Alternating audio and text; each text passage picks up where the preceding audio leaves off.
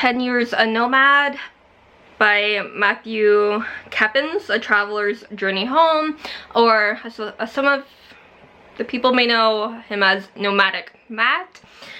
So it's kind of like a journey to what led him to his travels, to like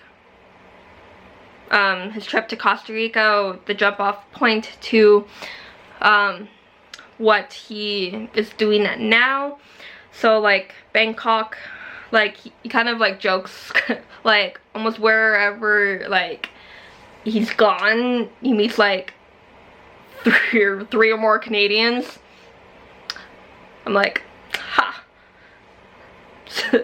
I'm like, just because I'm Canadian, I'm like that point. So like meeting in Bangkok, Belgium, a few other places, and then him eventually quitting the job he had at that time.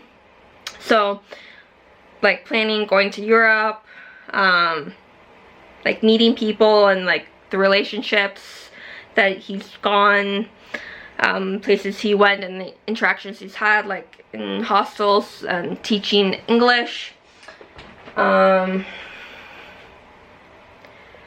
So like this is like a quote from like his trip to like Costa Rica or whatever. Inside the bus were 5 people, 3 Canadians, a couple and a third wheel who they met and developed a rapport with in the Thai island of Koh Chang, a paradise I was told many times over, and a Belgian couple who were simply taking a month off work to escape the Brussels in winter. We struck up a conversation. Where are you from? How long are you traveling? Where have you been? What do you do? These are all the typical questions travelers ask each other to form the foundation of a conversation and commonality. We bond over the one thing we know we have in common: travel. They are bewildered that I only get 2 weeks vacation a year. So what will you do with the rest of your year? You're just gonna stay home, they ask. I hadn't really thought about it. I shrugged. I just wanted to get away now.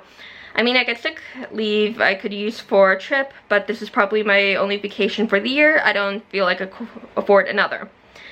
Americans have the worst vacation policy, the solo Canadian travel said in loathing.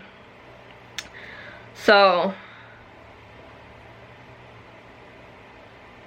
there's that. So 10 years, that's how long I've spent on the road. To say that travel consumed my identity would be fair to millions. I wasn't Matthew Keppins, I was Nomadic Matt. To them, I am the guy without a home or last name, the blogger, the professional travel. I don't recoil from that. I love it. My original plan to travel the world, to get traveling out of my system and find a real job never panned out. One day bled into the next until, in a blink of an eye, a decade passed. So you're basically just getting a story of like pretty much how he started travel to where, like him coming home and everything. So appendix, you get 19 lessons from a decade of travel. Like 1, it's not that hard, and you get some information. You learn a lot of skills. You're never alone. So yeah, it's, other than like the random tip here and there throughout the book and then the 19 lessons, you don't get a whole lot of like, if you're looking for like travel tips, you're better going on to like the YouTube, like the travelers who have like the blogs and the YouTube channels than like this book. But you do get a sense of like where he's coming from and his journey, so in like book form. So you get that and like the interactions and lessons learned kind of thing. So yeah, 10 Years Nomad. Happy readings.